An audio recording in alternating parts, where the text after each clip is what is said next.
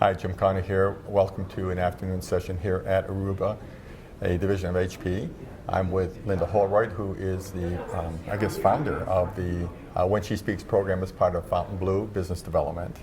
Linda, welcome to the show. We're going to have a number of interviews today with some of the people, especially during this week of women accomplishments, we'll call it that. Maybe you can give me a little overview of FountainBlue as a program, and then what this specific woman when she speaks, what this program When She Speaks is all about. Great. Thank you for having us, Jim. I'm excited to the opportunity to talk to your audience about women in leadership, especially in International Women's Day. I started FountainBlue in May 2006, so for almost 11 years, once a month, I've gathered women panelists representing tech companies across Silicon Valley, all speaking on two related topics, innovation and leadership. So this month, it's going to be on a career agility topic, and it's going to be held at Aruba. And thank you for the opportunity to interview me around the career agility topic, as well as all the panelists and the executive will be introducing us to the topic. So I'm passionate about women and leadership because when you empower women to step up and deliver, then everybody wins, and especially in tech companies. And when you create that network where people collaborate and connect with each other, then everybody wins as well.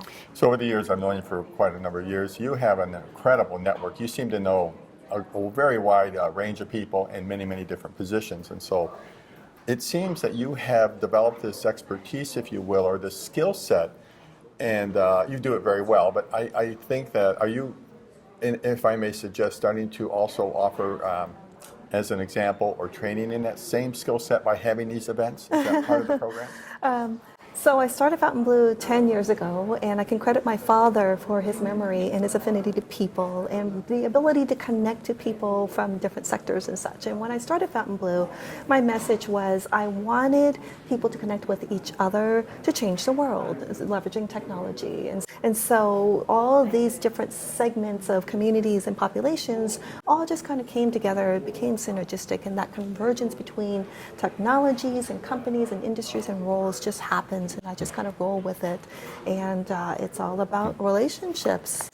There's quite a bit of discussion and perhaps debate about women in tech and the glass ceiling, if I could call that, if they reach a certain level. Are we beyond that, or is that still some type of barrier? So I don't think it's a gender issue. I think it's a leadership issue, but sometimes it is a gender issue for specific companies. There's a formula where you have to advance a particular amount of women and might not be the right women, or there's a formula that says, well, we can't have women in general because it's a men's club or whatnot.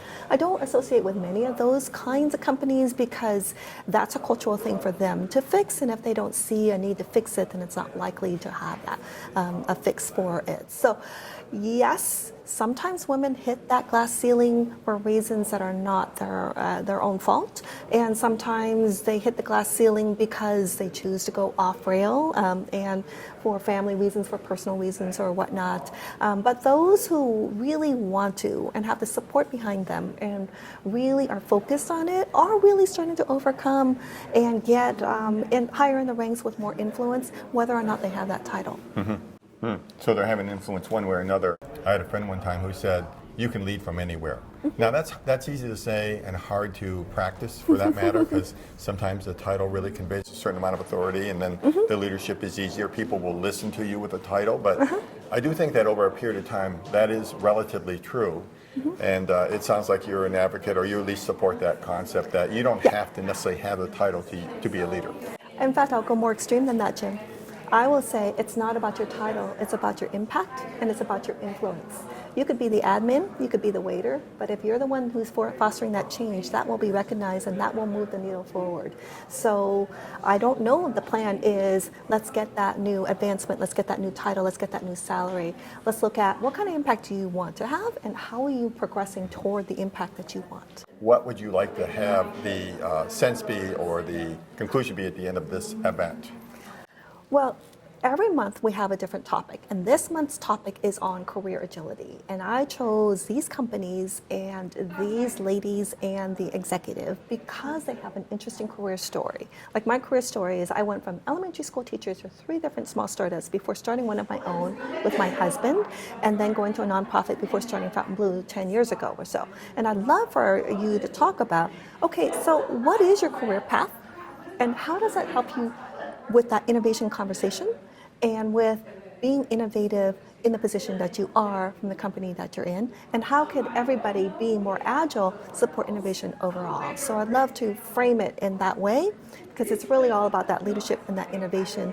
And how does your personal story help you to think differently so that you can be more innovative and better lead? Okay, well, I appreciate that perspective. Thank you so much, Jim. My pleasure. We'll get started right away.